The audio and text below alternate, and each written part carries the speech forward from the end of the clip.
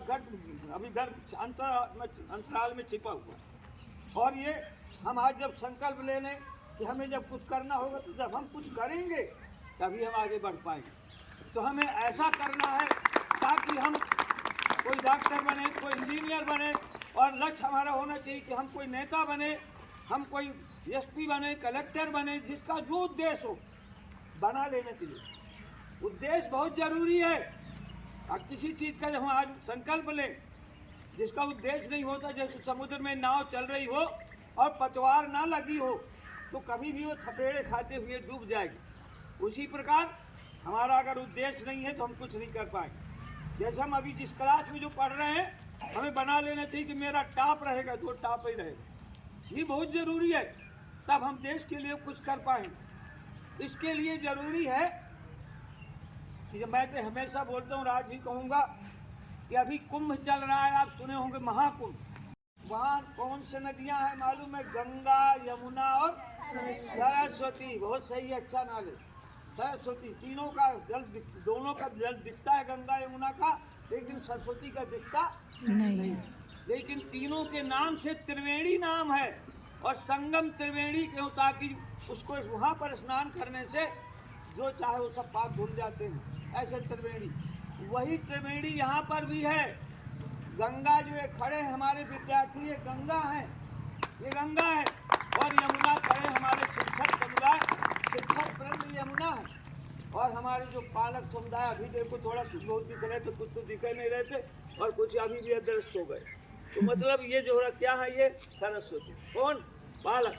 पालक सरस्वती हैं, दिखाई नहीं देते, लेकिन जब तीनों का संगम हो जाता है, तीनों का समन्वय होगा, तभी हम कुछ कर सकते हैं। महत्वपूर्ण हो, इसलिए तभी त्रिवेणी बनता है। तो ये तीनों का अगर संगम हो जाए, तीनों अपने अपने कर्तव्य का निर्वहन अच्छी प्रकार से करने लगे, तो फिर देखिए हमारे स्कूल चमक जाएगा, और हम खुद भी आगे पता नहीं कहाँ की ऊंचाइयों पर पहुँच जाएंगे। इसलिए हमें कुछ करने के लिए विशेष प्रयास करना होगा।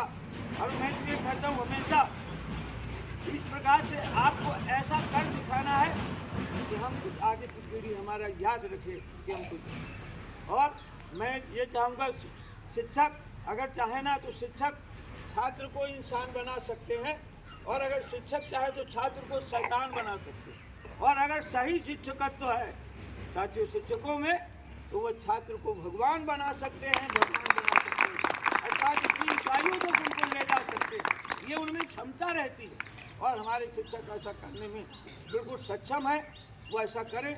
और अगर तुम चाह लो, अगर तुम ठान लो, अगर चाह लो ना तो तारे गगन के तोड़ सकते हो, अगर तुम चाह लो तो तूफान का मत मोड़ सकते हो, और अगर तुम चाह लो तो अपने जीवन का, परिवार का, देश का नाम उज्जवल कर सकते हो, कर सकते हो। इसलिए हम आज संकल्प लें कि हमें ऐसा करके दिखाना है। देते हुए मैं ये अंत में यही कहना चाहूँगा कि हमारे जो शिक्षक हैं उनके लिए ढेर सारी शुभकामनाएं, छात्रों को ढेर सारी शुभकामनाएं, और हमारे स्कूल संचालक महोदय की ढेर शुभकामनाएं। ये स्कूल दिन प्रतिदिन उन्नति के शिखर पर अग्रसर होते चला जाए, और छात्र ऐसी ऊंचाइयों पर बढ़े। ये शिक्षक हमारी इस बात को गौर कर लें कि इसकी पढ़ाने का, विद्या का कीमत केवल पैसे से नहीं होती। हमने अनुभव करते हैं कि हमने ऐसे विद्यार्थी जो निकाले, जो तो जब वो सामने आते हैं, इतने 50-70 साल की उम्र भी हो जाती है, और हमारे सामने आते हैं तो नतमस्तक होते हैं, तो बड़ा गर्व होता है कि हमने जब पूरा किया है, जब ही जाकर के ऐसा हो रहा है। इसलिए हमें शिक्षकों को ये शिक्षा लेना है कि ये कल के दिन हमें हमेशा माने, कब मानेंगे, आदर करेंगे। आप कहीं भी चले जाओ, ये कहीं भी चले जाएं, लेकिन उनको भूलेगा नहीं। इसलिए हम उनको कुछ दें, ऐसा हमें हमेशा शिक्षकों का काम है देना। हम जितना दे सके हमें उतना देना चाहिए। मैं आभार व्यक्त करता हूँ आदरणीय संचालक महोदय जी का कि जब से स्कूल खोला तब से खुद अपने को अवसर प्रदान किया कि आपको यहाँ आना है, और हम बराबर उनका आदेश का पालन कर रहे हैं, और हम पुनः चाहते हैं कि स्कूल दे, और अपने लिए जहाँ पर भी जिस प्रकार की जहाँ जरूरत हो, इस संस्था के सादर समर्पित है। इन्हीं शुभकामनाओं के साथ जय हिंद, जय भारत।